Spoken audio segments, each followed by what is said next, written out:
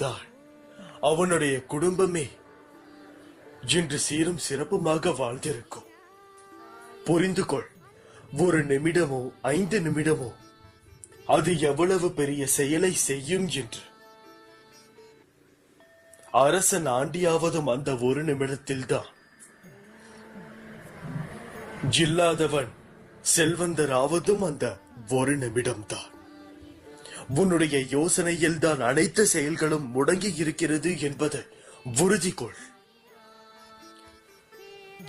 இன்று முதல் உன்னுடைய அனைத்து நேரத்தையும் வீணாக்காதே. உறக்கம் ஒரு மனிதனுக்கு தேவைதான், ஆனால் உறக்கமே ஒரு மனிதனாக இருந்துவிடக் கூடாது.